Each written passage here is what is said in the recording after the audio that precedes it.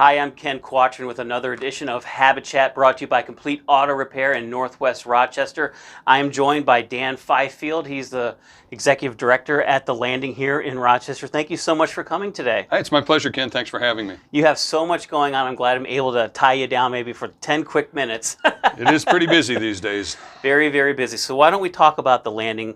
What's the mission for The Landing here in Rochester? Well, we started out 3 years ago in November as an on-the-street mission to work with those folks that are experiencing homelessness.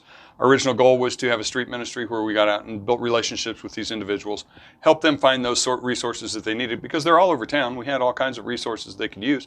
They just didn't have any way to connect with them. So that was our main mission, was to get connected with them.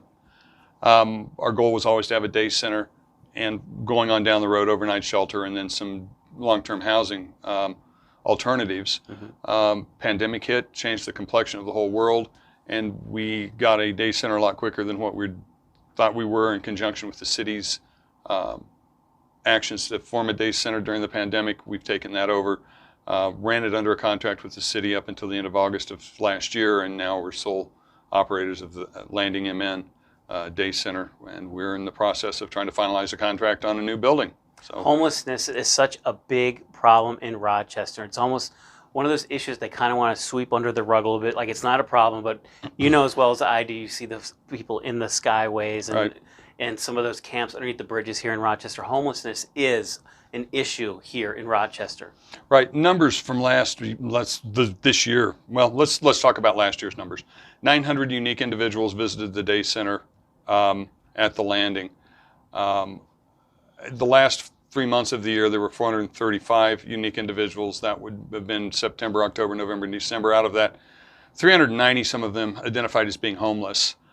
This year, we've limited access just to people that are literally homeless. There are individuals that come down for supplies that are housed, but they're housed in not a very good way, and they need food and things like that. But we don't use those in our numbers. So last month, there were around 230 unique individuals. That was in January, 230 unique individuals that were there. And in February, 219, 199 of those had identified as being homeless. So we have a significant number of homeless individuals that are in Rochester, and that's just single adults. And then also we have that issue going through the school system too. There's a lot of homeless kids that are going through the school system too. Right. I don't know the numbers from last year. I know the numbers that we've been given in previous years, that anywhere from 400 to 700 children during the course of a school year can be identified as being homeless. That might be short-term homelessness, only a week or two or a month, and then there's long-term homelessness. So it goes with that, and that doesn't even include unaccompanied minors, people that are under 18, and then families. So it's great to see on your Facebook page a lot of support coming from the surrounding community here in Rochester, but some of the smaller towns are also helping out too. We get support from Stewartville, from Iota, from all over the place. It's just it's God all over the place. It's for the most part, it's an organic, grassroots effort to help those that are experiencing homelessness and to help us be the hands and feet of Jesus. So yeah, it's great. So when you get a chance to, serve these individuals that are struggling, do you get a chance to actually also share that message of Christ, of His unconditional love, and He'll get you through this, and a sense of hope? So this is how we minister to them. People ask that frequently, especially church congregations, when we go out and talk to them. How do you, how do you spread the gospel and things like that? And and this is from my perspective. I was browbeat with the Bible when I was a kid. It didn't do me a bit of good. Jesus tells us to love one another, and that's the way we spread the gospel, is we love these individuals like they're our own family, like they're our kids, like they're our brothers and sisters, because they are. And that's how we spread the gospel. We show them the love of Jesus, and it's amazing what you can get done when somebody knows that they're valued, that they're being loved by somebody. We show a tremendous amount of grace to the folks that we work with. You're trying to elevate them also, not just get them out of the current situation of being homeless, but you're also trying to lift them up spiritually too. Right. Trying to grow some roots there spiritually to help elevate them to that next level possibly. And that's Amen. Kind of what we try to do here at Two Rivers Habitat for Humanity. We are a Christian organization, and it's just nice to be able to spread the good news. It is. And it's very fulfilling. Yeah.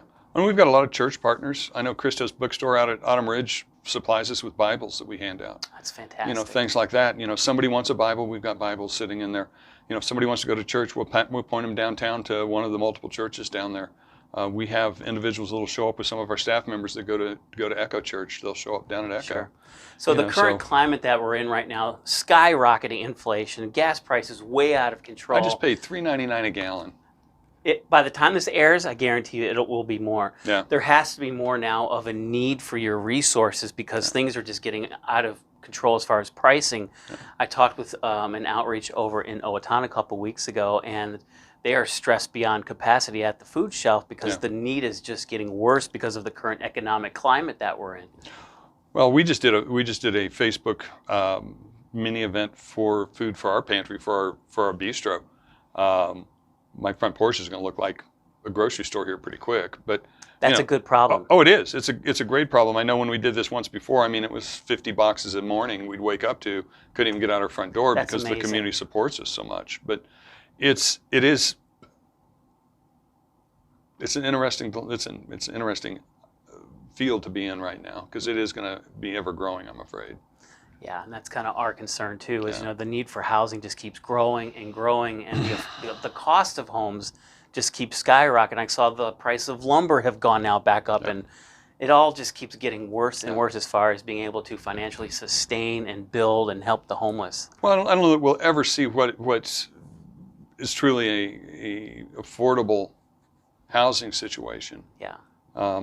I mean, the median price of a new home in Rochester is $325,000. No. Out in Owatonna, it's $315,000. If you're struggling, that's not even an option. Even if you could get into the lower spectrum, that's where we as Habitat try and make those things happen. Well, what's the price of a one-bedroom apartment or studio apartment in Rochester? $1,200 to $1,500 a month. Yeah, who can that? And even if they brought it down to $800, that's not affordable housing. No. Affordable housing for our population that we work with is a subsidized unit at 30% of gross income. Yep. So if for instance, if they get GA $203 a month, they're going to have to pay, $63 a month for an apartment. That might be doable for them. Mm-hmm. Might be. We have folks that are on Social Security disability. It just went up, which is nice. They're a little over $800 a month. And at 30%, I know one of our guys just went down $176 a month for a nice one-bedroom apartment out in Neota. That's affordable housing. Mm-hmm. That is the definition of affordable housing, not a studio apartment that's workforce development. It's $800 a month. That's not affordable. Sure. So before we wrap things up, how can people help the Landing? Oh, there are multiple ways. Go on our Facebook page, take a look at that. Like I said, we have the food drive out right now for non-perishable, shelf-stable food items, cups of soup, things of that nature. It's all listed out. Our Amazon wish list page has it all there. You can order it, and it's direct shipped to us. The one thing coming up with the building, we're going to be looking for, financial contributions, recurrent monthly donations, so the bank smiles at us and says we can afford to do what we want to do. Yeah. So. All right, Dan Fifleld, again from the Landing, thank you so much for joining us today. Thank you, Ken. It's been a pleasure. Thank you again, and thank you again to Complete Auto Repair, located in Northwest Rochester, for them sponsoring our HabitChat forum here. So again, Dan, thank you for coming. Thank you. Thank you for watching. We have another HabitChat set up in about 2 weeks. Thanks for watching.